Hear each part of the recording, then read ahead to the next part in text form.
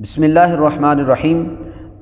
قرآن حکیم کی آیات اور الفاظ کا درست ترجمہ اور مفہوم جاننے کے عنوان پر کچھ قواعد قرآنیہ آپ کے سامنے پیش کیے جا رہے تھے، تو آج چوتھا قاعدہ آپ کے سامنے پیش کر رہا ہوں۔ ایک بڑا معروف لفظ جو ہمارے اردو میں بھی استعمال ہوتا ہے، قرآن حکیم میں استعمال کیا گیا، دعاء، یہ مصدر ہے۔ مصدر اس لفظ کو کہا جاتا ہے کہ جس سے آگے مزید الفاظ بنتے ہیں۔ تو یہ جو ماخذ ہے، یہ مصدر ہے، اس سے نکلنے والے جو الفاظ ہیں وہ قرآن حکیم کے اندر متعدد مقامات پر استعمال ہوئے، اور ہماری گنتی اور معلومات کے مطابق 200 سے زائد مقامات ایسے ہیں قرآن حکیم کے اندر جہاں یہ لفظ استعمال ہوا اور اس کے مشتقات استعمال کیے گئے۔ اور یہ جو لفظ دعا ہے، اس کے معنی بھی مختلف ہیں، اور قرآن حکیم کے اندر اس کے معنی جو بیان کیے گئے وہ 5 طرح کے ہیں۔ کبھی اس کا معنی مانگنا ہوتا ہے، کبھی اس کا معنی بلانا ہوتا ہے، اور کبھی اس کا معنی آرزو کرنا، اور کبھی اس کا معنی عبادت ہوتا ہے، پرستش کرنا، پوجنا۔ اب کس مقام پر کون سا معنی مراد لیا جائے گا، اب یہ تو قرائن بتاتے ہیں اور مفسرین اس کی وضاحت کرتے ہیں، اور جو آیات کا مضمون ہے وہ بتاتا ہے کہ یہاں پر کون سا معنی مراد لیا جائے گا۔ اگر ایک ہی معنی ہر مقام پر کیا جائے تو ایسی صورت میں بہت ساری خرابیاں پیدا ہوں گی۔ چونکہ قرآن فہمی کے حوالے سے یہ قواعد قرآنیہ آپ کے سامنے میں پیش کر رہا ہوں، تو اس لیے میں نے چاہا کہ اس لفظ کو کثرت سے استعمال کیا جاتا ہے، اور بعض لوگ اس کا غلط معنی کرتے ہیں جس سے بالکل مفہوم غلط ہو جاتا ہے، تو اس لیے اس کی وضاحت ضروری سمجھتے ہوئے اس کو آپ کے سامنے بیان کرنا چاہ رہا ہوں۔ تو جس طرح میں نے عرض کیا کہ 5 معنی قرآن حکیم کے اندر بیان کیے گئے: پکارنا، بلانا، مانگنا، پوجنا اور تمنا کرنا۔ معبود سمجھ کے کسی کو پوجنا وہ تو عبادت ہوتا ہے۔ اس کے علاوہ جو باقی معنی ہیں وہ اس سے مختلف ہوں گے۔ اب میں ان کی امثلہ پیش کر دیتا ہوں تاکہ بالکل واضح سمجھ میں آ جائے کہ کس مقام پر کون سا معنی مراد لیا جائے گا اور اغلاط سے بچا جا سکے۔ یہ سورہ احزاب کی 5 نمبر آیت ہے۔ ارشاد فرمایا: ادعوہم لآبائہم ہوا اقسط عند اللہ۔ ادعوہم یعنی تم پکارو انہیں، لآبائہم ان کے باپوں کی نسبت سے، ہوا اقسط عند اللہ یہ اللہ کے نزدیک عدل ہے، اللہ کے نزدیک انصاف ہے۔ اب دیکھیں لفظ ادعوہم یہ استعمال کیا گیا، یہ دعا سے نکلا ہے۔ ادعوہم تم ان کو پکارو۔ اب یہاں اس کا معنی پکار ہے، باپوں کے ناموں کے ساتھ ان کو پکارو۔ یہ آیت بتاتی ہے کہ یہاں عبادت معنی مراد نہیں ہوگا۔ اور سورہ آل عمران کی 153 نمبر آیت ہے۔ ارشاد کیا: والرسول یدعوکم فی اخراکم، اور رسول وہ پکارتے ہیں تم کو تمہارے پیچھے سے، یعنی پیغمبر تمہیں تمہارے پیچھے سے پکارتے ہیں، بلاتے ہیں۔ اب یہاں بھی عبادت کا معنی مراد نہیں ہوگا، حالانکہ لفظ یدعو استعمال ہوا ہے۔ دعا، یدعو، داعن، یہ الفاظ اسی سے نکلے ہیں، دعا سے۔ تو یہاں پر پیغمبروں کی طرف نسبت کی گئی کہ انہوں نے پکارا، یہاں پر عبادت مراد نہیں ہے۔ اسی طرح سے ایک لفظ سورہ نور کے اندر استعمال کیا گیا: لا تجعلوا دعاء الرسول، رسول کے پکارنے کو بعض کے پکارنے کی طرح نہ بناؤ۔ لا تجعلوا دعاء الرسول بینکم کدعاء بعضکم بعضا۔ اب یہاں بھی اس سے مراد پکارنا ہے۔ اب میں نے 3 آیات آپ کے سامنے پیش کی جس میں لفظ دعا اور اس کے مشتقات استعمال ہوئے، تو یہاں پر ان کا معنی پکارنا ہے۔ یہاں پرستش، عبادت کرنا مراد لیں گے تو بالکل مفہوم غلط ہو جائے گا، بالکل جو قرآن کا مطلوب ہے اس کے خلاف ہو جائے گا۔ اب وہ آیات پیش کر رہا ہوں جس میں دعا کا معنی بلانے کے حوالے سے ہے، یعنی دعا کا معنی بلانا کیا جائے تو یہ درست ہوگا، اس کے علاوہ کوئی معنی کریں گے تو یہ درست نہیں ہوگا۔ اب سورہ نحل کی 125 نمبر آیت ہے، ارشاد فرمایا ادعو الی سبیل ربک، ادعو تم پکارو، الی سبیل ربک اپنے رب کے راستے کی طرف، بالحکمت والموعظۃ الحسنہ یعنی حکمت اور اچھی نصیحت کے ساتھ۔ اب اس مقام پر جو آیت کا مطلوب ہے، یہاں پر بھی بلانا مقصد ہے کہ تم بلاؤ اپنے رب کے راستے کی طرف، یہاں پر عبادت مراد نہیں ہے۔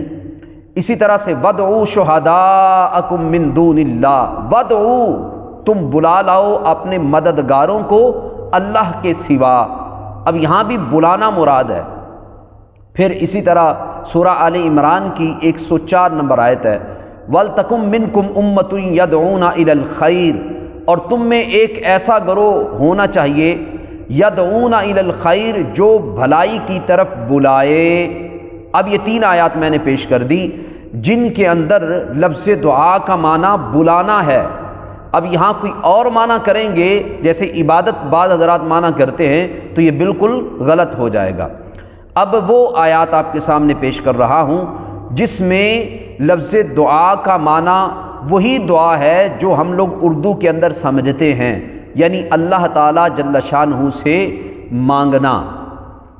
اب سنیے سورہ اعراف کی 55 نمبر آیت ہے، ادعوا ربکم تضرعا وخفیہ، اپنے رب سے عاجزی سے خفیہ طور پر مانگو۔ سورہ ابراہیم کی 39 نمبر آیت ہے، ان ربی لسمیع الدعاء، بے شک میرا رب دعا کا سننے والا ہے۔ پھر سورہ ابراہیم کی 40 نمبر آیت میں فرمایا ربنا وتقبل دعا، اے ہمارے رب میری دعا سن لے۔ اسی طرح سے سورہ مریم کی 4 نمبر آیت ہے، ولم اکم بدعائک رب شقیہ، اے میرے رب میں تجھ سے دعا مانگنے میں کبھی نامراد نہ رہا۔ اجیب دعوت الداعی اذا دعان، میں دعا مانگنے والے کی دعا کو قبول کرتا ہوں جب وہ مجھ سے دعا کرتا ہے۔ وما دعاء الکافرین الا فی ضلال، یہ سورہ مومن کی 50 نمبر آیت ہے، اور نہیں ہے کافروں کی دعا مگر بربادی میں۔ سورہ آل عمران کی 38 نمبر آیت میں فرمایا ہنالک دعا زکریا ربہ، وہاں زکریہ نے اپنے رب سے دعا کی۔ تو ان جیسی تمام آیات میں دعا کے معنی دعا مانگنا ہے، رب کو پکارنا ہے۔ اب یہاں پر یہی اس کا معنی مراد لیا جائے گا۔ اب وہ آیات جن کے اندر لفظ دعا کا معنی پوجنا ہے وہ آپ کے سامنے پیش کر رہا ہوں۔ یہ سورہ اعراف کی 154 نمبر آیت ہے، ارشاد کیا ان الذین تدعون من دون اللہ عباد امثالکم، جنہیں خدا کے سوا پوجتے ہو وہ تم جیسے بندے ہیں۔ اب یہاں پوجنا مراد ہے، آیت کا سیاق و سباق بتا رہا ہے۔ پھر سورہ جن میں ارشاد کیا گیا وَأَنَّ الْمَسَاجِدَ لِلَّهِ فَلَا تَدْعُوا مَعَ اللَّهِ أَحَدًا، بے شک مسجدیں اللہ کے لیے ہیں تو اللہ کے ساتھ کسی کو نہ پوجو۔ اب یہاں ہمارے بہت سارے دوست وہ غلطی کر جاتے ہیں، بلکہ بعض حضرات کی مساجد کے باہر یہ لکھا ہوا ہوتا ہے وَأَنَّ الْمَسَاجِدَ لِلَّهِ فَلَا تَدْعُوا مَعَ اللَّهِ أَحَدًا، اور ترجمہ کیا ہوتا ہے بے شک مسجدیں اللہ کے لیے ہیں تو اللہ کے ساتھ کسی اور کو نہ پکارو۔ اب یہ بالکل غلط ترجمہ ہے، یہ بالکل گمراہانہ ترجمہ ہے۔ بھی یہاں اللہ تعالیٰ کی پرستش مراد ہے کہ مسجدیں اللہ کے لیے ہیں اور اللہ کے سوا کسی اور کو نہ پوجو۔ اگر پکارنا مساجد کے اندر کسی کو بلانا یا پکارنا مراد لیا جائے تو پھر بھائی جتنے مسلمان ہیں ان سب کے اوپر کفر کا فتویٰ لگ جائے گا، اور یہ سارے لوگ اس قرآن کے مخالف ہو جائیں گے۔ قرآن کی اس آیہ مبارکہ کا اگر یہ ترجمہ کر دیا جائے تو معاملہ بالکل خراب ہو جائے گا۔ ہم ایک دوسرے کو مساجد کے اندر پکارتے ہیں، بلکہ ہم قرآنی آیات کو بعض اوقات پڑھتے ہیں، قل یا ایھا الکافرون، اے کافرو۔ اب یہاں پر پکار تو رہے ہیں نا، اب لفظ یا کا استعمال کیا جا رہا ہے، خطاب کا یہ انداز ہے۔ تو جہاں پر اس طرح کے الفاظ آئیں گے پکارنے والے غیر اللہ کے لیے، تو اگر اس کا معنی پکارنا کیا جائے تو یہ بالکل غلط ہو جائے گا۔ تو دوستو یہاں پر یہ بات ملحوظ نظر رہے کہ اس مقام پر بالخصوص وہ تدعو کا معنی پوجنا ہے، دعا کرنا، بلانا، یہ معنی مراد نہیں ہے۔ اسی طرح سے سورہ احقاف کی یہ آیت نمبر 5 ہے، وَمَنْ أَضَلُّ مِمَّنْ يَدْعُو مِن دُونِ اللَّهِ مَن لَّا يَسْتَجِيبُ لَهُ إِلَىٰ يَوْمِ الْقِيَامَةِ، اس سے بڑھ کر گمراہ کون ہے جو خدا کے سوا ایسوں کو پوجتا ہے جو اس کی عبادت قبول نہ کرے قیامت تک۔ یہاں بھی اس آیہ مبارکہ کے اندر پوجنا مراد ہے، عبادت کرنا مراد ہے۔ اگر کچھ اور معنی کیا جائے گا تو ایسی صورت میں پھر یہ گمراہی کی طرف انسان کو یہ چیز لے جائے گی۔ ایک اور جو معنی تمنا کا، جس طرح میں نے عرض کیا کہ بعض اوقات لفظ دعا کا معنی تمنا کرنا ہوتا ہے، اس پر یہ بطور دلیل عرض کر رہا ہوں۔ سورہ حامیم السجدہ کی آیت نمبر 31 ہے، فرمایا وَلَكُمْ فِيهَا مَا تَشْتَهِي أَنفُسُكُمْ وَلَكُمْ فِيهَا مَا تَدَّعُونَ، اور تمہارے لیے جنت میں وہ ہوگا جو تمہارے دل چاہیں، اور تمہارے لیے وہاں وہ ہوگا جس کی تم تمنا کرو۔ ما تدعون، تدعون کا یہاں معنی ہے تمنا کرنا۔ تو خلاصہ کلام یہ ہے، میں نے آپ کے سامنے لفظ دعا کے متعدد نمونے رکھے کہ قرآن حکیم میں 200 سے زائد مرتبہ یہ لفظ استعمال ہوا، یعنی یہ لفظ اور اس کے مشتقات استعمال ہوئے، لیکن کیا ہر مقام پر اس کا ایک ہی معنی ہے؟ ہر مقام پر ایک معنی مراد لینا یہ گمراہی ہے۔ ہر مقام پر اس کا اپنا معنی ہے۔ تو قرآن حکیم کے اندر 5 طرح کے اس کے معنی بیان کیے جائیں گے، یعنی متعدد مقامات پر الگ الگ اس کے معنی ہوں گے۔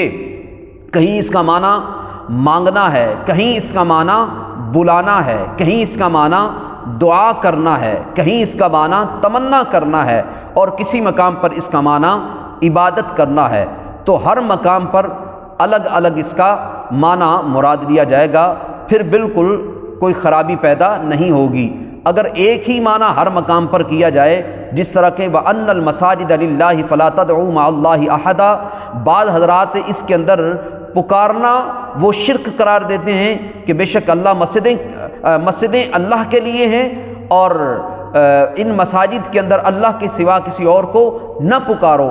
اگر یہ معنی مراد لیا جائے تو پھر بھائی جتنے پکارنے والے لوگ ہیں جو ایک دوسرے کو بھی پکارتے ہیں، چونکہ مطلق آیت ہے، تو ایسی صورت میں ان کا یہ پکارنا بھی غلط ہو جائے گا۔ المطلق یجری علی اطلاقہ، اس کے مطابق مطلق آیت کا معنی یہ ہوگا کہ جب بھی کوئی کسی کو پکارے گا تو یہ غلط ہوگا، تو لہٰذا یہ معنی کرنا ہی غلط ہے کہ پکارا جائے، بلکہ یہاں معنی پرستش کرنا مراد ہوگا۔ امید ہے کہ آپ بات کو سمجھ گئے ہوں گے کہ قرآن فہمی کے لیے یہ اتنا آسان نہیں ہے کہ ہر ایرا گارا شخص وہ ڈائریکٹلی قرآن کو سمجھنا شروع کر دے۔ جس طرح ہماری دنیا کی مختلف چیزیں ہیں، مختلف شعبہ جات ہیں، وہاں پر اس کے لیے ان کو سمجھنے کے لیے، جیسے ڈاکٹر ہے تو ڈاکٹر بننے کے لیے کتنے پاپڑ بیلنے پڑتے ہیں، کیا کیا کرنا پڑتا ہے، پھر جا کر انسان کسی عہدے یا کسی منصب پر پہنچتا ہے، پھر وہ اس قابل ہوتا ہے کہ وہ کسی کی تشخیص کر سکے، علاج کر سکے، کسی کا آپریشن کر سکے۔ تو یہاں ہر ایرا غیرہ اگر قرآن کو سمجھنے کی کوشش کرے گا ڈائریکٹلی اور خود ساختہ اس کے معنی بیان کرے گا تو بہرحال پھر گمراہی مقدر ہوگی۔